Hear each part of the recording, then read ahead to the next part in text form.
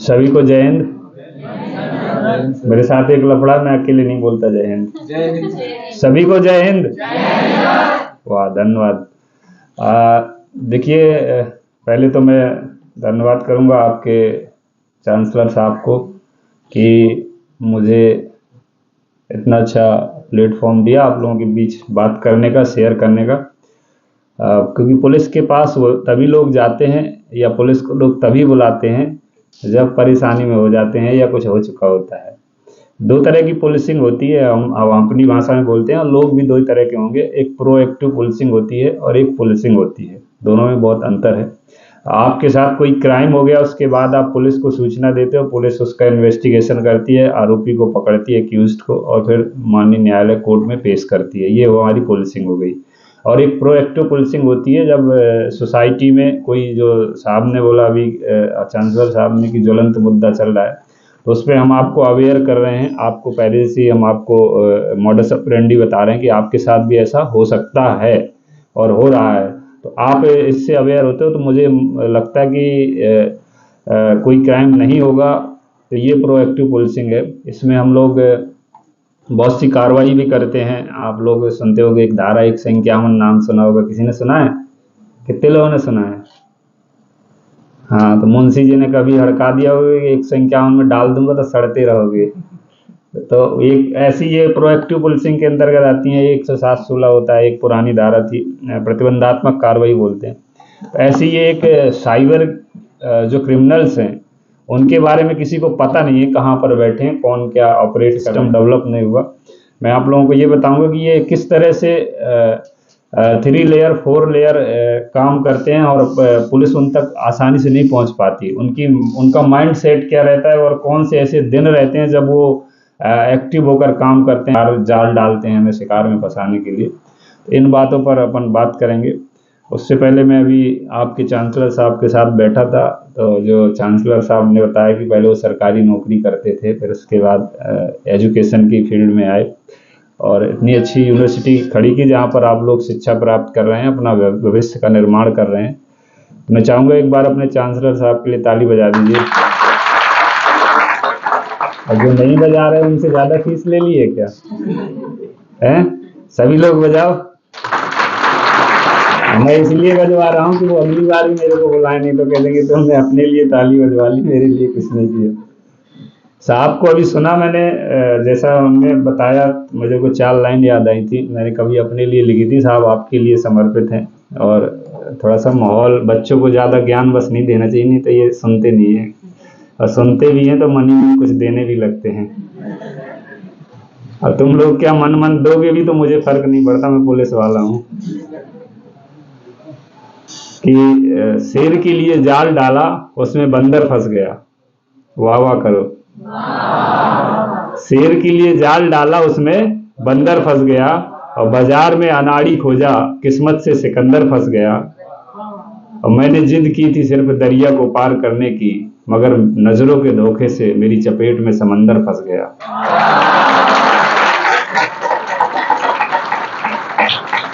अभी जो साहब ने आपके अपना इतिहास बताया, अपने संघर्ष के दिनों को बताया, तो मुझे लगा कि हाँ, आपने बहुत बड़ी बात कर ली। साहब का यही कहना था कि बहुत छोटा सा सोचे थे कि कुछ कर लेंगे लाइफ में, क्योंकि सरकारी नौकरी से सभी को प्रेम है कि नहीं है?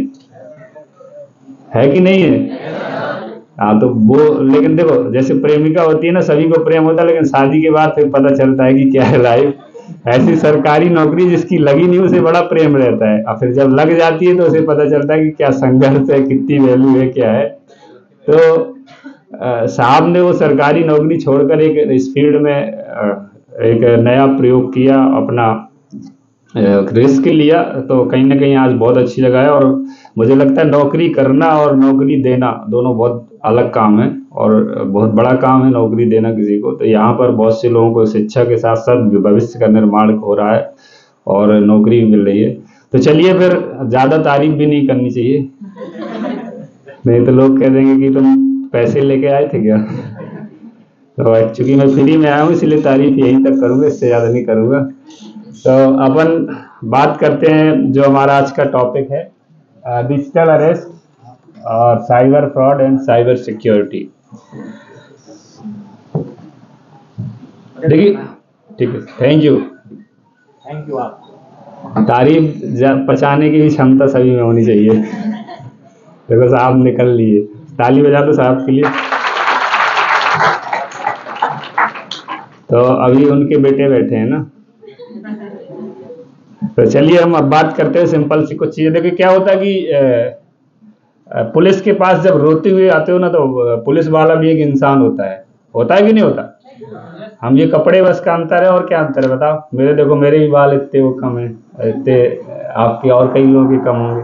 मतलब नॉर्मली बात कर रहा हूँ मैं, मेरे को भी ज्यादा इंग्लिश नहीं आती, तुम लोगों को भी नहीं आती होगी, तो नॉर्मल अपन एक ही जैसे है ना, कि अंतर है कुछ? तो जब कोई परेशान व्यक्ति, रोता हुआ व्यक्ति, हैरान व्यक्ति हमारे पास आता है तो बड़ा थोड़ा मन व्यथित होता है कि नहीं होता?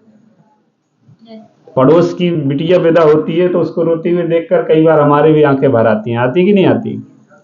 तो वैसा ही हमारे साथ भी होता है, हम लोग जब देखते हैं तो बड़ा वो लगता है, लेकिन कई चीज़ों में मजबूरी रहती है। मैं अपनी कमजोरी नहीं बता रहा पुलिस की, लेकिन सच्चाई बता रहा हूँ कि ऐसा है। अभी ऐसा कोई साइबर क्राइम के बारे में इतना सिस्टम डेवलप नहीं हुआ कि पुलिस बैठे बैठे काम कर सके। ठीक है, ये बहन जी बैठी हैं, इनके बगल से पगड़ी बांधे सरदार जी बैठे हैं। सरदार जी ने को लगा कि मेरा दोस्त बैठा है और इनने गलती से उसका हाथ पकड़ लिया। ये बहन जी आ गई हमारे पास और उन्होंने नाम लिखा दिया कि सरदार जी ने मेरा गलत नियत से हाथ पकड़ा। ठीक है, तो अब पुलिस क्या करेगी? सरदार जी की क्या करेगी?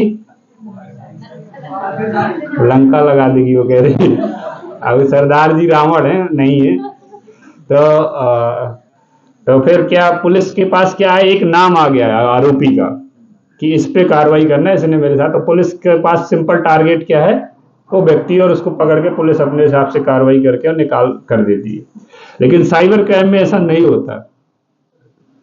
साइबर क्राइम में ऐसा नहीं होता, इसीलिए अवेयर किया जाता है साइबर क्राइम के उसमें, क्योंकि उसमें आपको पता ही नहीं चलेगा कौन व्यक्ति है। आजकल जो साइबर क्राइम होता है उसमें कोई फर्जी व्यक्ति होता है, थर्ड पार्टी, मतलब तीसरे व्यक्ति की सिम होती है। 3 चीजों से चलता है। देखो, हर एक क्राइम का उद्देश्य है पैसे कमाना। जो साइबर क्राइम का तो 100% उद्देश्य क्या है? पैसे कमाना। अब वो पैसे कमाने के लिए 3 चीजें, सिम तीसरे व्यक्ति की होती है, खाता तीसरे व्यक्ति का होता है, और ऑपरेट जहां से करते हैं बैठकर, जब नेटवर्क का यूज करते हैं, तो वो इंटरनेट का अलग से वो सिस्टम डेवलप करके बनाते हैं। और ऐसा नहीं रहता कि वो किसी उस चीज, और जहां के वो रहने वाले वहां से लगभग 200 किलोमीटर दूर, 500 किलोमीटर जाकर ऑपरेट करते हैं या अदर स्टेट में करते हैं। अब पुलिस के साथ क्या होता है? घटना हुई, आपको खाते से पैसे चले गए।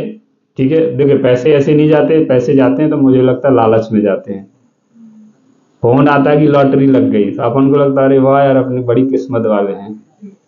और फिर वो बोलते हैं चलो ये लिंक पे क्लिक करो और इतने रुपए का ड्राफ्ट भरो, 200 रुपए का, इसके बाद हम आपका खाता चेक करें कि आपके खाते में पैसे आ जा रहे कि नहीं आ जा रहे। तो आपको लगता है चेक करा दे, तो 200 में क्या जाता है? 200 में उनने पूरा डाटा आपके उनके उसमें आ गया, फिर उनने आपका पूरा खाता खाली कर दिया।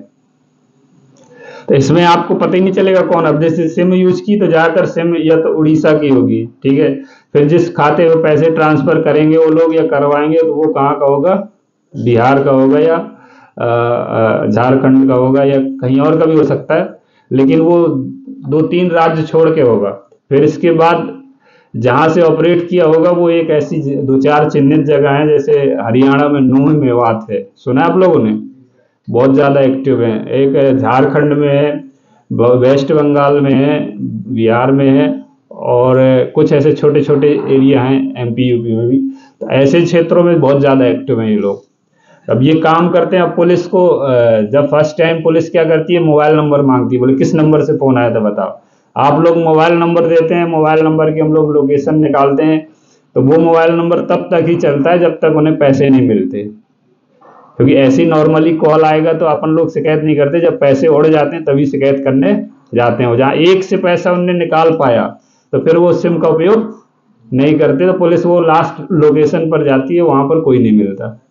फिर पता करती है सिम किसकी है, तो सिम पर कहो उड़ीसा वाले के नाम से, उड़ीसा में जाओ तो वो पता चला कोई भिखारी है, पंचर बनाने वाला है, तो बोले सिम तुम्हारे नाम से, बोले मुझे पता ही नहीं है।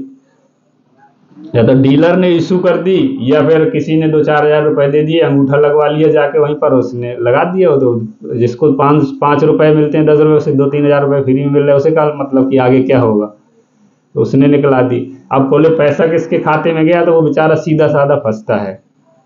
कैसे सीधा साधा फंसता है, नॉर्मली मैंने देखा, जैसे मैंने उधारी दी इनको, ठीक है, और सरदार जी को समझ लो, आज सरदार जी पे ही बातें करते हैं ना, तो सरदार जी को मैंने उधार दिए 50,000 रुपए, ठीक है, और सरदार जी को चुकाना नहीं मेरे, तो सरदार जी बोले दे दूंगा दे दूंगा दे दूंगा। किसी दिन एक सरदार जी मेरे को फोन करे, बोले अपने पैसे चाहिए क्या, अरे मैं तो बैठे ही यार, दो जल्दी, कब दे रहे हो, बोले अभी दो, अकाउंट नंबर में भिजवा रहा हूँ। मतलब लो, इनने क्या किया, किसी के साथ फ्रॉड किया और फट से मेरे भी भिजवा दिए। अब सरदार जी तो नहीं जाए वो होंगे, लेकिन पुलिस को किसका खाता मिलेगा, मेरा, जिसके खाते में पैसे आए। तो फिर पुलिस पहले खाता मेरा सीज करवाएगी तत्काल बैंक से, मेरा खाता सीज होगा, फिर मेरे पास आएगी पकड़ने, तो फिर मैं रोता हुआ जाऊंगा, फिर हाथ जोड़ूंगा, बोले मेरी गलती नहीं, ये है। अब वो फिर सरदार जी तक पहुंचेगी नहीं पहुंचेगी, बहुत मतलब डायरेक्ट किस तक पहुंचेगी, हमारे तक। मैंने देखा ऐसे ही होते हैं हमारे बहुत से, जो पकड़ा जाता है वो ऐसा व्यक्ति होता है जिसका कोई उसमें रोल ही नहीं है।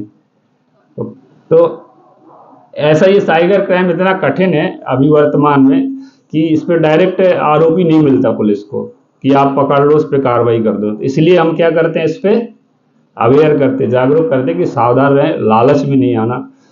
देखो लालची व्यक्ति बड़ा बुरा होता है कि नहीं होता। वो सुनिए कहावत आप लोगों ने,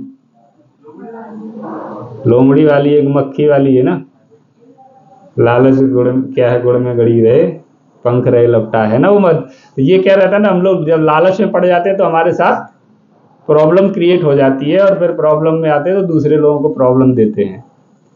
तो एक ये बात आई कि हमें पहले तो अवेयर रहना है, कोई भी इन चीज़ों से नहीं रहे। हम लोग इंजीनियर हैं, ठीक है ना, दूसरे को लफड़े में डालने वाले हैं, खुद नहीं डलने वाले। डलोगे? सभी इंजीनियरिंग के हो कि अलग से हो? है? अच्छा, मैनेजमेंट वाले हो क्या? Pharmacy and management. अच्छा, कंबाइंड है। चलो, मेरे पे तुम मैनेजमेंट से वो याद आ गया वाक्य। मैं एक समय इंदौर में पढ़ता था, मैं भी इंजीनियर हूँ। तो क्या हुआ कि ये भंडारे बहुत होते कि नहीं होते? हम लोग आधे तो जिंदा रहते हैं भंडारों पे, तो 9 दिन खाना ही ना बनाए। क्यों ऐसा होता है? किसके साथ होता है? ऐसे ही बता दो, नहीं तो पेट खराब हो जाएगा, झूठ बोलोगे। हम तो नहीं देखो बनाते थे यार, इंदौर में तो 11 दिन गणेश जी का भंडारा चलता था और 9 दिन दुर्गा जी का था। ऐसे करके 20 दिन बढ़िया चलता था। तो आप लोगों का भी चला होगा, कभी कोई तो जाते होगे। तो एक भंडारे में क्या हुआ कि हम गए वहां पर, बढ़िया आरती गाई, फिर आरती के बाद बढ़िया प्रसादी होने लगी, पंगत बैठ गई, तो हम परोसने लगे। दो अंकल थे, वो चर्चा करने लगे, बोले यार ये लड़का बड़ा होशियार लग रहा है, और मुझे लगता है मैनेजमेंट का स्टूडेंट होगा, तो कितना अच्छा मैनेज कर रहा, हर चीज परोस भी रहा और आरती भी गा रहा था। बोले मैनेजमेंट का नहीं लग रहा, मेरे को तो बदमाश लग रहा है। तो बोले तुम्हें बदमाश कहाँ से दिख रहा है, इतने अच्छे तो काम कर रहा है। तो बोले तुमने देखा नहीं, जब परोस रहा था तो सिर्फ लड़कियों वाली लाइन में परोस रहा था। तो मैनेजमेंट वाले हो तुम लोग, बदमाश भी हो सकते हो, कोई भरोसा नहीं है। तो देखो, बदमाश बनना का मतलब है बदमाशों के चंगुल में न फंसे। सही बात है। तो हम कभी किसी के साइबर क्रिमिनल्स के चंगुल में नहीं फंसे, इसके लिए प्रयास करेंगे हम लोग। एक अभी शब्द आता है डिजिटल अरेस्ट, बहुत बड़ा शब्द है, लेकिन इसकी कोई वैल्यू नहीं है। ये कोई कानूनी शब्द नहीं है, इसका कोई प्रावधान नहीं है, ना ही कोई होता। अरेस्ट किसको मालूम, बताएगा कोई अरेस्ट क्या होता है? हाँ, खड़े होके बताओ यार, जोर से बताओ। बंदी बनाना डिजिटल अरेस्ट का मतलब नहीं होता है, खाली अरेस्ट। हाँ, अरेस्ट का बताओ ना, मैं डिजिटल का तो पूछ ही नहीं रहा ना। अरेस्ट किसी को बंदी बनाना किसी गुनाह की। वाह, बहुत बढ़िया। कैसे बनाते हैं बंदी? कारावास में डालना, जेल लगाना। किसी के बने हो क्या बंदी? पुलिस के नहीं, शायद किसी के बन गए हो। हैं? हैं? एक के हो? शादी हो गई क्या? शादी हो गई? तो उसी से करना, कहीं और मत जुगाड़ लगाना। नहीं है वो चीज। अरे वाह यार, मैं तो चलो धन्यवाद भाई, ये कितना ऊपर सोचते हो। तो ये बंदी से एक मेरे वो याद आ गया, वो एक पुलिस में मैं नया नया भर्ती हुआ, तो बोले एक व्यक्ति की मृत्यु हो गई हार्ट अटैक से। तो एक व्यक्ति चलता रहा, जब पोस्टमार्टम हुआ गांव वाले वो डॉक्टर से पूछा गया कितने लोग थे जिनकी मृत्यु हुई, तो बोले 2 लोग थे। तो बोले 2 कहाँ हुए, तो लाश तो एक ही दिख रही थी। तो बोले उसका हमने हार्ट खोल कर देखा तो एक और उसमें फंसी हुई थी। तो ऐसे बंदी तो नहीं हुई हो कहीं। तो क्या अरेस्ट शब्द बड़ा खतरनाक है। यू आर अंडर अरेस्ट, फिल्मों में देखा होगा, देखा कि नहीं देखा? वो कैसे होता है अरेस्ट? 2 3 4 पुलिस वाले आते हैं ना, हथकड़ी लगाकर फिर ले जाते हैं और वे कागज में साइन कराते हैं। अरेस्ट की आज एक चीज देख रहे हैं ना, वो भगवान ना करे कि किसी को अरेस्ट होना पड़े, पर एक खासियत है कि पुलिस की अरेस्ट हिरासत में आओगे तो तुम्हें स्वर्ग जैसी सुरक्षा मिलेगी। मतलब पुलिस वाला नौकरी कर रहा, मैं कानून की बात कर रहा हूँ, मैं इसमें कोई मजाक नहीं कर रहा। अगर तुम्हें एक खरोच भी आ गई तो पुलिस वाले की नौकरी खतरे में है, अरेस्ट होने के बाद की बात कर रहा हूँ। उसमें एक नियम है कि आपको अरेस्ट किया जाएगा तो आपके किसी परिजन को फैमिली मेंबर को लिखित में सूचना दी जाएगी कि इस व्यक्ति को पुलिस हिरासत में रखा गया है। ये अगर 100% मतलब लीगली है, नहीं दी जाएगी तो पुलिस वाले की नौकरी जाएगी।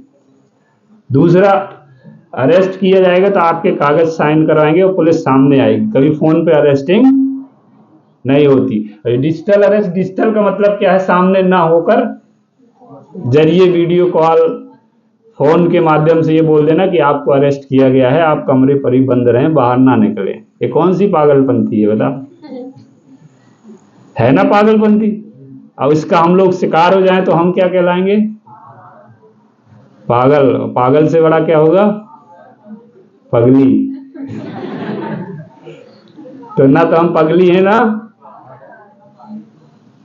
तो लड़के बस पागल बोल रहे, पगली तो वही बोल ही नहीं रहा। तो कोई ये कहता है कि आपको डिजिटली अरेस्ट किया गया, तो हम मानेंगे कि नहीं मानेंगे? नहीं मानेंगे, बिल्कुल। तो कोई डिजिटल अरेस्ट ना तो देखो कानून में कोई प्रावधान है, ना होता है, और ना मुझे लग रहा फ्यूचर में होगा, क्योंकि डिजिटली अरेस्ट तो फिर कोई मतलब नहीं है। कोई भी ऐसे कह देगा, आरोपी को बोल दो तुम अरेस्ट हो गए तो आजाद है, अपने घर पे बैठा रहेगा। किस काम का ऐसा अरेस्ट बताओ आप? कोई अरेस्ट थोड़ी वो कहेगा ठीक है मैं सोता रहूंगा 24 घंटा। कोई बड़े बड़े अपराधी तो कर देंगे, हमें क्या जिंदगी भर अरेस्ट कर दो, डिजिटली हमने कमरे में क्या है। तो ये किसका कोई प्रावधान नहीं है, ना कुछ होता है। अब देखो ये डरपोकों के लिए शब्द बना हुआ है, मैं सही बता रहा हूँ, शुद्ध किसके लिए बना है? तो जोर से बोलो, किसके लिए बना है? ये जो बोल रहे हो डरपोक हो क्या? ये जो बोले नहीं वो डरपोक है। किसके लिए बना है शब्द? वाह, आप सब लोग क्या हो? कौन बोल रहा भाई डरपोक? आप सब लोग बहादुर हो, क्या हो? कि बदमाश मैनेजमेंट वाले? आप लोग क्या हो? बदमाश। कौन बोल रहा है? तो हम लोग सब बहादुर हैं, साहसी हैं, हम डरेंगे नहीं, इनकी चंगुल में नहीं फंसेंगे। अब ये डरते कौन है? देखो सिंपल सी बात है, साइकोलॉजी की बात। जैसे ये सरदार जी हैं, फिर वही सरदार जी आ गए, ठीक है। यहाँ रात को मान लो कहीं घूमने गए, एक आदमी ने सोशल मीडिया में फोटो डाल दी अपनी मैडम के साथ, अपनी काय को पराई मैडम के साथ। अपनी के साथ डालेंगे तो कुछ नहीं होगा, पराई के साथ डालेंगे तो समझ। तो वो फोटो डाल दी इनने, और वो क्या किया, किसी जो इन पे नजर रखे, कोई मान लीजिए साइबर क्रिमिनल्स से सोशल मीडिया में या कहीं से भी, तो उसने फोटो अपने पास रखी, और या बाहर घूमने गए, या मान लो गोवा गए या मुंबई गए, फिर उसने क्या किया, वो फोन किया और बोला कि तुम गोवा गए थे, तुम वहां पर ऐसे ऐसे के साथ घूम रहे थे, तुम्हारा ये वीडियो मिला है, ये मिला है, वो मिला है। और या फिर बोल दे कि वहां से तुम एयरपोर्ट से निकले थे, तो उस समय तुमने एक कुछ इंटरनेट में यूज करते हैं बहुत सारी चीजें, तो आपने ये मनी लॉन्ड्रिंग के बारे में केस में आपका नाम आया हुआ है और आपको अरेस्ट किया जाता है। आप कहीं वो ना हो, हमारे सीनियर अफसर आपसे बात करेंगे, पूछताछ करेंगे। ठीक है, पूछताछ करते हैं, थोड़ा हल्का फुल्का कई बार हम लोग इंटरनेट में विजिट किए होते हैं उस फील्ड के बारे में, तो हमें लगता है हाँ यार मैंने ट्राई तो किया था, लेकिन इतना कुछ हो गया मुझे पता ही नहीं चला। कई बार ये बोलते हैं, बोले तुम गंदी गंदी फिल्में देख रहे थे गूगल में, मोबाइल में, तो सामने वाला बोलता है यार मैंने अभी 2 घंटे पहले ही देखा था, इसको कैसे पता चला? तो वो डर जाता है, तो बोलता है क्या करना है? बोले कुछ नहीं, इसमें अभी जो हम कहेंगे वैसा करो। मतलब कहीं ना कहीं वो आपकी साइकोलॉजिकली प्रेशर डालते हैं, हमें क्या करते हैं, डरा देते हैं। तो दिमाग देखो, हम सोसाइटी के बीच के हैं, सोसाइटी में जीते हैं, सोसाइटी में जो रहता है वो इज्जतदार व्यक्ति होता है, इज्जत सभी को प्रेम है कि नहीं? होती है कि नहीं होती? तो सभी को लगता है कि यार हमारे को बेइज्जती ना हो जाए, कुछ भी ऐसी चीजें ना लीक हो जाए। चूंकि पता है कि ये सरदार जी के बगल पीछे बैठा लड़का वो भी फिल्म देख रहा होगा, वो भी देख रहा होगा, लेकिन सरदार जी को लगेगा अगर सबको पता चल जाएगा तो मेरी क्या हो जाएगी, बेइज्जती। इसलिए वो उनके चंगुल में फंसना चालू हो जाते हैं। फिर वो क्या करते हैं, बोलते हैं अब आपको बचना है अगर, तो फिर वो क्या, देखो एक और पहचान है नकली पुलिस और असली पुलिस। असली पुलिस का अगर ऑफिस कभी देखोगे तो उतना साफ स्वच्छ और क्लीन नहीं दिखेगा, हाई फाई। और जो नकली पुलिस वाला होगा उसको देखोगे बढ़िया नए कपड़े पहने होगा और बिल्कुल अच्छा टीम टाम, ऑफिस चमक रहा होगा, ऐसे लगेगा जैसे करोड़पति किसी बिजनेसमैन का ऑफिस हो। और चूंकि पुलिस के ऑफिस तो नॉर्मल बहुत सिंपल रहते हैं, सरकारी कार्यालय तो आप लोग जानते हो कैसे रहता है, आदि में को धूल चढ़ी हो, आदि को साफ हो। तो ये चीजें भी एक करने की आप डिफरेंस कर सकते हो कि नकली पुलिस है असली पुलिस है। पहले तो मैंने बोला असली पुलिस कभी डिजिटली अरेस्ट करती नहीं है, सामने आती है। और दूसरा सही पुलिस वाला वो है, मैं ये तो नहीं कहूँगा कि पुलिस वाले पैसे नहीं लेते, लेकिन ये जरूर कहूँगा कि पुलिस वाले कभी फोन पर पैसे नहीं लेते। ये बिल्कुल सच बोल रहा हूँ कि पुलिस वाले कभी फोन पर पैसे नहीं लेते, ना मांगते, अगर उसे नौकरी से प्रेम है। क्योंकि फोन पर पैसे लेना एक एविडेंस छोड़ देना, क्या सबूत। तो इसलिए कभी कोई पुलिस वाला ना तो आपको फोन पे मांग सकता है, अगर जिसे मांगना होगा तो वो बुलाएगा, बोले इधर आओ, उधर मिलो, इधर मिलो, या वो पुलिस वाला डायरेक्ट कभी बात ही नहीं करेगा, कोई सिविलियन व्यक्ति बात करेगा, कोई भी। मैं पुलिस की बात नहीं कर रहा, कोई भी अधिकारी होगा, कर्मचारी होगा, सरकार की जो नौकरी कर रहा होगा, क्योंकि सरकार की नौकरी के बाद पैसे मांगना क्या है, जुर्म है किसी भी व्यक्ति से। तो ये कोई कर नहीं सकता, इसलिए यही सावधानी रखो कि अगर ठीक है बात कर रहा अरेस्ट की चलने दो, लेकिन जब पैसों की बात करने लगे, खाते की बात करने लगे, तो समझ लो क्या है, ये फ्रॉड है। और फ्रॉड से हमें सावधान होना है। तो ये 2-3 चीजें हैं, वो बिल्कुल सिंपल चीजें यार, मतलब फिर भी लोगों के साथ हो रहा है, पढ़े लिखे लोगों के साथ हो रहा है। देखो एक गांव वाले को फोन करेंगे, किसान को करते भी नहीं, उन्हें पता कि इसके पास क्या निकलेगा, ना तो वो ऑनलाइन खाता उपयोग कर रहा होगा, ना वो यूपीआई यूज कर रहा होगा, तो उसके साथ क्या फ्रॉड होगा बताइए, क्या फ्रॉड होगा? होगा क्या कुछ? कभी नहीं होगा। अभी हम नए वर्ष पे देख रहे थे, कुछ नए वर्ष पे हमारी कुछ बहनें पार्टी करके निकल रही थी 3 बजे रात को, तो वो लड़खड़ाती हुई गिरती पड़ती जा रही थी, तो कुछ लोग उठा के गाड़ी पे रखवा रहे थे। चूंकि हमारी ड्यूटी है, गलतियां भी करो तो भी हमारा काम है कि महफूज घर तक पहुंचवाएं। तो ऐसे अगर मान लो उन्हें फर्क भी नहीं पड़ता, कोई गाली भी दे देगा, समझ रहे हो? ऐसी जो अगर गांव जिसके खाते में कुछ है ही नहीं, जिसके खाते ही नहीं खोला, उसको क्या फ्रॉड कर लेगा कोई? तो उनके साथ नहीं होता। ये किनके साथ होता है? पढ़े लिखे लोग हैं, जो इज्जतदार लोग हैं, जिनके पास पैसा है, या सरकारी नौकरी के बाद कुछ अच्छा कर चुके होते हैं, जमाए होते हैं खाते, तो उन्हें डर लग जाता है ये मेरा कुछ जांच ना हो जाए। उन्हें ईडी का धमकी दी जाती है कि ईडी का छापा पड़ने वाला, आपके यहाँ अभी ऑनलाइन छापा पड़ा हुआ है। तो उन चीजों से हम अपने आसपास के लोगों को भी अवेयर करें, समझाएं कि ऐसा कुछ नहीं होता। क्योंकि अभी एक बीएसएफ के इंस्पेक्टर की जो एफआईआर हुई, सूचना मिली कि 71 लाख रुपए उनसे डिजिटल अरेस्ट करके लिए गए। बहुत ज्यादा अमाउंट होता है। तो ये बड़ा दुखद होता है कि जिंदगी भर की कमाई और आप इस तरह से चली जाए। तो इस तरह से नहीं हमें करना, हम अब खुद अवेयर रहें। मुझे मालूम है आप लोगों से तो कोई फ्रॉड नहीं कर पाएगा। स्टूडेंट के खाते में होते ही कितने हैं, 2-3-4 हज़ार रुपए महीने का खर्च आता है, इतना ही आता है। ठीक है, वो सही बोल रहा हूँ? मतलब सभी लोग यस सर कह रहे हो, मतलब मेरी जैसे हो ना। तो ऐसे आप लोगों के साथ तो ज़्यादा, फिर भी हम लोगों का काम है अपने परिजन को भी बताएं कि इस तरह से। बहुत से एक डॉक्टर साहब थे, यहीं मलेरिया के प्रभारी थे जिले के, उनको ऐसी कॉल आया, वो 2-3 घंटे बैठे रहे, फिर उनकी बेटी से बात हो गई, उनकी गलती से कैसे भी करके तो बेटी ने सब बता दिया, तो वो उससे मुक्त हो गया, उसको उन्होंने ड्रॉप कर दिया। तो इस तरह से ये डिजिटल अरेस्ट क्या करते हैं वो लोग, पूरी तरह से जाल बिछा लेते हैं, चंगुल में फंसा लेते हैं, और आपको बोलते हैं कि कहीं हिलना नहीं है, किसी को फ़ोन नहीं करना, फ़ोन मत काटना, अगर फ़ोन काट दिए तो तत्काल तुम्हें अरेस्ट करके ले जाएगी पुलिस, और ये वीडियो वायरल कर दिया जाएगा, ये हो जाएगा, वो हो जाएगा। होता कुछ नहीं है, बिल्कुल निश्चिंत रहें। और जब कभी फिर इसके बाद दूसरी ये हो गया प्रोएक्टिव पुलिसिंग। अब मान लो आपके साथ साइबर फ्रॉड हो गया, तो फिर क्या करना चाहिए पता है किसी को? अब देखिए पुलिसिंग का हिस्सा आता है, मैं आपको बताता हूं। अगर आपके साथ फ्रॉड हो गया तो आपको सिंपल, एक तो पहले अगर आपको लग रहा तत्काल थाने जाइए, सूचना दीजिए, ठीक है। आपको हर एक 10 से 15 किलोमीटर के दायरे में एक थाना मिल जाएगा, पूरे स्टेट में, पूरे ऑल इंडिया में। अगर आपको लगता है कि थाने नहीं जाना और आपको जल्दी कार्रवाई करना, तो आप जिले में एक साइबर थाना होता है, साइबर क्राइम की एक ब्रांच होती है, उधर जाएं, उस वहाँ पर सूचना दें इसके। और अगर आप जब तक यहाँ तक पहुँच रहे हो, उससे अच्छा है कि 1930 एक टोल फ्री नंबर है, नेशनल हेल्पलाइन नंबर है, 1930। तो इसमें क्या करना है, कॉल करके अपनी रिपोर्ट दर्ज कराना है, जानकारी देना, उसके बाद वहाँ से कार्रवाई की जाएगी। और दूसरा इसमें क्या रहता है, जो साइबर फ्रॉड करते हैं उनके डे चुनते हैं, वो शनिवार और रविवार। अच्छा आप लोग बताओ कोई अच्छा, शनिवार और रविवार क्यों चुनते हैं, बताएगा कोई? जो भी है वो घर पर ज्यादा रहेंगे। बहुत बढ़िया, तुम ही होशियार हो यार लग रहा है। और बताएगा कोई? हाँ, और बताएंगे कोई, किसकी छुट्टी रहती है? वाह, कौन बता रहा? बैंक। ताली बजाओ, इनका क्या नाम है आपका? सोनी के लिए ताली बजाओ। अच्छा गौरी, वाह, गौरी भाई के लिए ताली बजाओ भाई।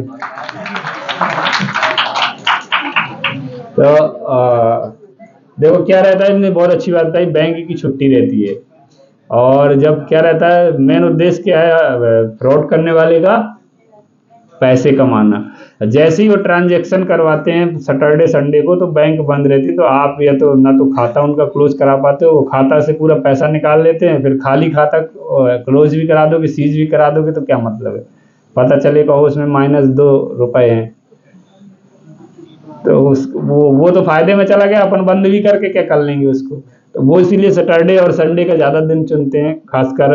और उसमें अभी तो यूपीआई से पैसा ज़्यादा होने लगा ट्रांसफ़र, आरटीजीएस हो जाता, लेकिन नॉर्मली आपको 20,000 से कम का करते थे। पहले तो था कि जब 20,000 रुपये ही होता था ना यूपीआई में एक बार में, अब तो 50,000 होने लगा है वन से टाइम, तो करने लगे। नहीं तो वो जो अमाउंट उन्हें पता है कि 50,000 से कम होता है तो कम ही बोलेंगे, इतने ज़्यादा बोल ही नहीं पाएंगे वो, फिर फिर फ़ोन करेंगे जब समझ जाएंगे अब ये फंसता जा रहा है।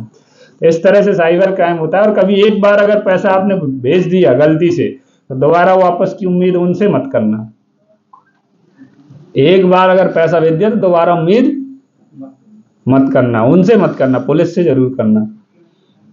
एक पटवारी था, पटवारी जानते हो ना, एक बार कलम में जमीन तिरछी कर दे तो तिरछी रहती है कई जन्मों तक। उसको ऐसे ही फोन आया, वो उनके चंगुल में फंस गया। लगभग उसने बोले तुम्हें पैसा मिलेंगे डबल करके, उसने 2,000 डाले तो उनने 3500 भेज दिया। अरे बोले अच्छा लगा, फिर बोले और करवाना है डबल, तो बोले उनने 5 भेज दिए। तो फिर उनने ऐसे ऐसे करके बोले भेज रहे ऐसे करके वापस कर, बोले एक बार और तुम भेजो, एक बार, ऐसे करके उससे 80,000 रुपये ले लिए। एक बार बस भेजे और बाकी टोटल उनने 80,000 रुपये ले ली। अब वो लालच में उसे पढ़ता गया, पूरा खाता खाली हो गया। फिर लास्ट में एफआईआर करवानी पड़ी, पुलिस ने एफआईआर की, लेकिन पता ही नहीं चल पाया कौन कहाँ का क्या था। तो इस तरह से साइबर फ्रॉड होते। एक बार अगर हमारे पैसे उनके खाते में चले जाते तो फिर वो क्या करते हैं, हम वापस कर रहे हैं, चलो ये लिंक भेजिए तुम्हें, इस पर क्लिक करो, तुम्हारे पैसे रिटर्न हो जाएंगे। तो फिर वो रिटर्न काय को होते हैं, जो तुम्हारे खाते के होते हैं वो भी और खाली हो जाते हैं। तो इसलिए अगर एक बार पैसा चला जाए तो उनसे वापस की उम्मीद मत रखना, आप तो सीधे पुलिस के पास जाना। किसके पास जाओगे? पुलिस के पास। तो यही है, सिंपल है यार। देखो अवेयरनेस में भी कोई कुछ नहीं है, 1930 याद रखिए। अगर आपके साथ क्राइम हो रहा है तो कहाँ जाना है? पुलिस थाना जाना है, साइबर क्राइम ब्रांच जाना है। और क्राइम ना हो उसके लिए मैंने बता दिया, लालच में नहीं पड़ना, ठीक है। कोई ऐसा फ़ोन कॉल आता है, वीडियो कॉल आता है अननोन नंबर से, तो रिसीव नहीं करना है। और कोई ऐसी कोई भी किसी भी लिंक पे क्लिक नहीं करना है, ठीक है। तो इन चीज़ों से सावधान रहिएगा। बहुत बहुत धन्यवाद। हाँ बताओ। कोई कॉल आया, हम साथ में वीडियो बना रहे हैं और किसी दूसरे कॉल से आपको कॉल कर देंगे, लेकिन हमें उनसे पूछ रहे हैं कि भैया ये नंबर फ्रॉड लग रहा है। वो सामने से बोल रहा है कि चिंता मत कर कि ये नंबर ट्रैक भी नहीं होगा। तो जो कॉल चल रहा है उस दौरान भी ट्रैक नहीं हो पाएगा। कैसा? कोई फोन आया हमारे पास। हाँ कि आपका कैसे, हाँ वो मतलब पूरा करने वाला है। तो वो नंबर है कुछ +115 ऐसे करके कुछ जो भी आगे नंबर है 20-22 नंबर का नंबर। हाँ, उसके बाद क्या कहते हैं, मेरे पास व्हाट्सएप पर वीडियो आए थे। तो आखिर में जब उसने पूरा खोल दिया कि नहीं भाई साहब तुम फ्रॉड हो, पता पड़ गया, तो वो कह रहा है कि नहीं ये नंबर ट्रैक भी नहीं होगा। वैसे तो सामने सामने वीडियो भी बना रहे थे। फोन से कॉल करें पुलिस को और ये नंबर बताएं कि ये नंबर जो भी हमारे ऊपर लगाया जा रहा है, तो क्या उस टाइम पे ट्रैक हो सकता है? नहीं, तो उसकी सिर्फ लोकेशन आती है कि ये नंबर कहाँ से चल रहा है, बाकी ट्रैक नहीं होता। वैसे ये तो सिर्फ लोकेशन आती है ना, बताया ना मैंने, कि इसीलिए वो थोड़ा प्रोसेस टफ है ना। ट्रैक का मतलब कहाँ से फोन आ रहा है, यही बस वो कह रहे हो ना। इतना तो पता चल जाएगा कि ये कहाँ बैठा, हरियाणा में बैठा, लेकिन जब तक वहाँ पुलिस पहुंचेगी यहाँ से 600 किलोमीटर दूर, वो इतना तो रहता है, 400-500 किलोमीटर दूर ही वो फ्रॉड करेगा। ये तो मुंबई वाला करेगा तो कहाँ करेगा, एमपी या यूपी में। हरियाणा वाला करेगा तो जाके एमपी के बाद एमपी में करेगा, या फिर इधर और साउथ में या हिंदी भाषी में क्षेत्र में। तो मतलब वो 500-600 किलोमीटर दूर का रहता है, तो वो पुलिस तब तक पहुंचने में 1-2 दिन लगते हैं, तब तक तो सब खेल हो जाता है ना। क्राइम तो जस्ट मिनटों में होता है ना क्राइम। तो इसलिए बोला जाता है कि अवेयर रहिए आप लोग, कोई इसके चंगुल में नहीं फंसे। फिर आप तो क्या वीडियोज आए तो फिर आपने क्या किया उस पर? हमारे पास जो भैया है ना, हाँ तो उनके पास ऐसे अवेयरनेस आती रहती है। तो नहीं, अवेयरनेस आते रहते कि फ्रॉड आते रहते। एक बार हमारे पास कॉल भी आया था हाँ कि आपके कोई रिश्तेदार है, उनका लोन नहीं भरा रहा है तो आपको भरना पड़ेगा। उसने 196 पर कॉल किया, ईमेल पुलिस ऑफिसर से उन्होंने कॉल उठाया और उसके बाद फोन नहीं आया। अच्छा ठीक है। अच्छा है, देखो अवेयर रहिएगा। एक साधु थे, उनको ऐसे ही फ़ोन आया, व्हाट्सएप कॉल, नया नया मोबाइल लिया था तो उन्हें ज़्यादा शौक था, उन्होंने रिसीव कर लिया, वीडियो कॉल चालू हुई और उसमें एक स्त्री थी, निर्वस्त्र होकर उससे स्क्रीन रिकॉर्डिंग कर ली और 2 मिनट बाद फिर चालू हो गया पुलिस की तरफ से फ़ोन, अरे तुम बाबा होकर और ऐसी ऐसी हरकतें करते हो, ये वो हो गए, तुम्हारा वीडियो वायरल कर देंगे फेसबुक में, व्हाट्सएप में, यूट्यूब में। तो बाबा जी डर गए, सच बता रहा, 3000 रुपये उनने एक भक्त से अपने भिजवा दिए उनको। फिर वो और परेशान हुए, बोले एसपी बोल रहा हूँ क्राइम ब्रांच का, फिर ऐसा ऐसा करके बहुत ज़्यादा। तो मेरे को तो जो सूचना मिली, बोले बाबा सुसाइड करने वाले थे। तो फिर मेरे पास वो लेकर आए, मैंने बाबा को बैठाया, पानी पिलाया, फिर एक सेल्फी ली, बोला चलो इसको तुम डीपी बना लो। उनने डीपी बना ली, उसके बाद आज तक फ़ोन ही नहीं आया।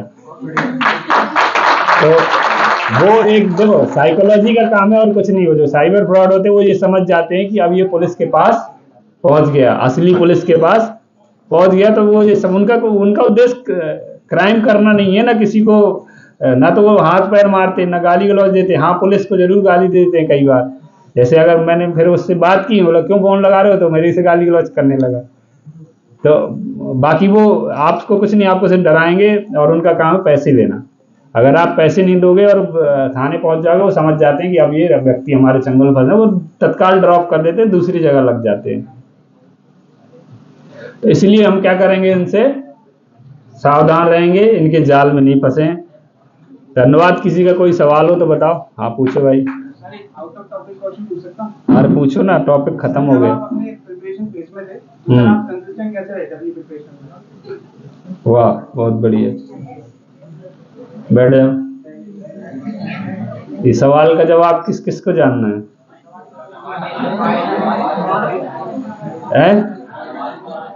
सवाल ही नहीं सुनाई दिया, सुनाओ जोर से सबको सवाल। सर, जब आप अपने प्रिपरेशन फेज में थे 2016-17 में, सर आप अपनी प्रिपरेशन में कैसे कंसिस्टेंट रहे थे, कैसे कंसिस्टेंसी मेंटेन करी थी? ये बहुत बढ़िया। इन्हें बोला प्रिपरेशन फेज में थे, चूंकि ये फेज मेरा वही था जब भी और आज भी, तो तब भी ऐसे ही काला था, आज भी कम काला हूँ। अब पाउडर वो लगाने लगा हूँ ना, पाउडर क्रीम क्या बोलते हैं।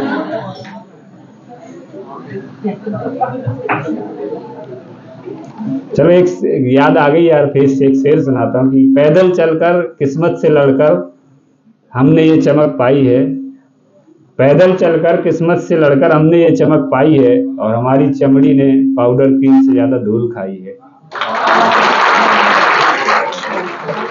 ये जो ताली नहीं बजा रहे, ये दिन भर पाउडर क्रीम थोप के आते हैं, इस पे भरोसा मत करना।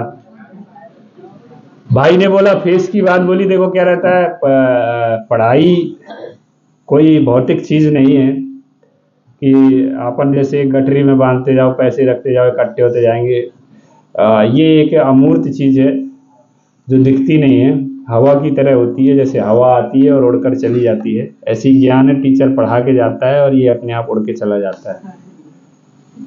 बात वही है, देखो सभी मेहनत करते हैं, सफल वही होते हैं जो ज्ञान आया और उसको रोक के रखें अपने दिमाग में। एक ही दिमाग है, उसी को सब काम करने हैं, उसी को सरदार जी से लड़ना है, उसी को टीचर साहब की सुनना है, उसी को एक मैडम पे ध्यान लगाना है, उसी दिमाग को भूख के लिए भी कहना है कि भाई भूख लगी है खा ले कुछ, उसी दिमाग को ये भी कहना है कि कल इसने खिलाया था आज ये खिलाएगा नहीं तो इसको नहीं खिलाएंगे, उसी को चुगली करना है, उसी को सब, एक ही दिमाग को सब कुछ करना पड़ता है। इन सब के बीच में जो आपने नॉलेज गेन किया है उसको स्थिर रखना, उसको संगठित रखना और उसको संकलित रखना, ये सफल व्यक्ति की पहचान है। जिसने भी ये कर लिया वही सफल हो जाता है।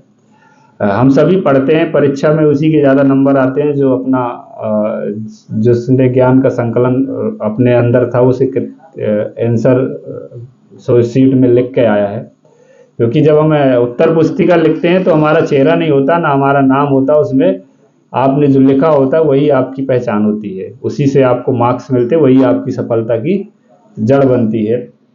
तो मेरा ये कहना है कि भाई देखो कंसेप्ट आप स्थिर तभी हो सकते हो जब आपका एक एम होगा कि आपको क्या करना है। ठीक है, जब आप एम बना लोगे फिर आप उसके लिए काम करोगे। आपको दिमाग को यहाँ वहाँ नहीं भटकाना। जिन दिनों में आप संघर्ष के दिन पर हो, तैयारी के दिनों पर हो, एक चीज याद रखिएगा कि लफड़े में नहीं पड़ना। काय में नहीं पड़ना?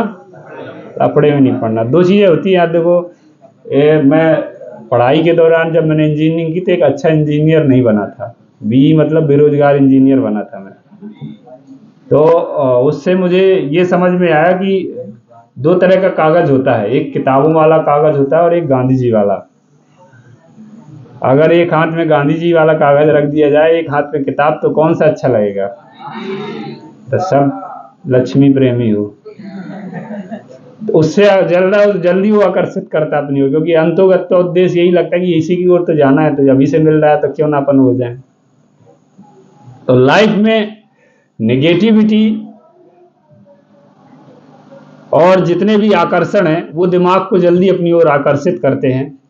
और जिन दिनों आप तैयारी के फेस में हो तो याद रखिएगा इन चीज़ों से मोह त्याग दीजिएगा उन दिनों के लिए, क्योंकि आपका दिमाग अगर उस ओर डाइवर्ट हुआ, उस ओर जगह लगा, तो सरस्वती और लक्ष्मी बड़ी दोनों सुंदर स्त्रियां हैं और दोनों एक साथ नहीं रहना चाहती, फिर बाद में भले ही वो रह लें, लेकिन दोनों में बड़ा अंतर है। तो इसलिए इन चीज़ों पर थोड़ा सा कंट्रोल करिएगा। जो भी हमारे डिस्प्यूट होते हैं, इश्यूज होते हैं, उनको भूल जाना पड़ता है लाइफ में। जब आप पढ़ाई कर रहे हो, कोई थोड़ा सा गाली भी दे देना तो भूल जाना, ज़्यादा उसमें मत पड़ना लफड़े में, क्योंकि टारगेट अपना क्या है? तैयारी करना। क्योंकि उस समय दिमाग में सिर्फ वही चलना चाहिए। क्योंकि देखो पढ़ते हम काहे से हैं? आंखों से। सीखने में और पढ़ने में बहुत अंतर है कि नहीं अंतर? रामचरितमानस कौन कौन पढ़ता है? 24 घंटे में पढ़ लेते कि नहीं पढ़ लेते? लेकिन पूछो कितनी चौपाई याद है, कितने दोहे याद है, तो कौन बताएगा? शायद किसी को याद हो, एक आदि वो रघुकुल रीति सदा चलाई, वो मुझे बहुत पहले से याद थी, आज भी वही याद है। क्योंकि हम उसका क्या करते हैं? पाठ करते हैं। क्या करते हैं? सीखते नहीं है, क्या करते हैं? उसका पाठ करते हैं। तो it's not about reading, it's about only learning. सवाल पढ़ाई का नहीं, सवाल सिखलाई का, आप कितना सीख रहे हो। और सीखने का एक बेहतर तरीका है, आप राइटिंग करिए, लिखने की आदत डालिए, ज़्यादा टाइम लिखने में डालिए। क्योंकि जब आदमी लिख कर पढ़ता है, लिख कर सीखता है, तो वो मुझे लगता है एक बार आंखों से पढ़ी हुई चीज़ की बजाय वो 3 गुना ज़्यादा दिमाग में आपके रहता है। ठीक है, तो इस चीज़ को विशेष ध्यान दीजिएगा, जितने भी लफड़े हैं, जितने भी इश्यूज हैं, जितने भी ध्यान आकर्षित करने वाली चीज़ें हैं, उनसे दूर रहकर सिर्फ अपना उद्देश्य होना चाहिए तैयारी पे, अपने सिलेबस पे, अपने कंटेंट पे, और आपका टारगेट क्या है उस पर रहना चाहिए। हमने भी वही किया था, और उन दिनों जो हमने पढ़े, तो मुझे लगता है मैंने सिर्फ 15 महीने तैयारी की थी और मैं सीधे डीएसपी बना था। लोग सवाल पूछते थे कितने घंटे पढ़ते थे, क्या पढ़ते थे। सिंपल मैं 4 लाइनें सुनाकर जवाब दे देता हूँ, जिनको समझ में आ जाता है वो अच्छा हो जाता है। और वो बातें देखो, बात मोहब्बत की करो चाहे पढ़ाई की, दोनों एक ही जैसे हैं। दोनों में जब ध्यान आपका ज़्यादा लगेगा तभी आप सफल होंगे। कि मैं आंख बंद कर उसका चित्र बना लेता था, मैं आंख बंद कर उसका चित्र बना लेता था, और अंधेरे में भी उसका अंग अंग सजा लेता था। उसको भूलना चाहा फिर भी नहीं भूल पाता था, क्योंकि मन ही मन उसे कई बार दोहरा लेता था। पढ़ाई का फंडा यही है, और मोहब्बत का, कि आप जब बार बार उसको अपने दिमाग में रिमाइंड करोगे, रिवाइज करोगे, तो आपके दिमाग में बस जाएगी, और फिर आप कहोगे मैं तो पागल हो गया। तो ऐसी पढ़ाई का है भाई। देखो, जो आप पढ़ के गए हो, यहाँ से टीचर ने पढ़ाया, आप उसको अगर रिमाइंड नहीं करोगे, रिवाइज नहीं करोगे, तो उड़ जाएगी हवा की तरह। तो आप उसको स्थिर रखने का यही तरीका है, और मुझे लगता है इससे अच्छा कोई तरीका नहीं होगा। तो पढ़िए, अच्छी मेहनत करिए, और साइबर क्राइम से बच कर रहिए। धन्यवाद। और कोई सवाल हो तो बताइए, नहीं तो ज़्यादा टाइम नहीं लूँगा, क्योंकि बहुत टाइम हो गया। कितने घंटे हो गए? बोलते बोलते आधा 1 घंटे हो गए। एक बार ऐसे ही बोलता रहा, बोलते बोलते 1 घंटे हो गए। तो एक अंकल डंडा लेके घूमने लगे। तो मैंने कहा अंकल बस 2 मिनट और सुनाऊंगा। तो बोले 2 नहीं, तुम तो 20 मिनट सुनाओ, बस ये बता दो तुम्हें बुलाया किसने है। तो आज मेरे को किसी ने नहीं बुलाया, मैं खुद चल के आया हूँ। जिसको ठेस पहुंची है तो मेरे पास आ जाना। मुझे ये पता है मेरे पास आओगे तो मेरा कुछ उखाड़ भी नहीं लोगे। बहुत बहुत धन्यवाद। जय हिंद, जय भारत। Thank you.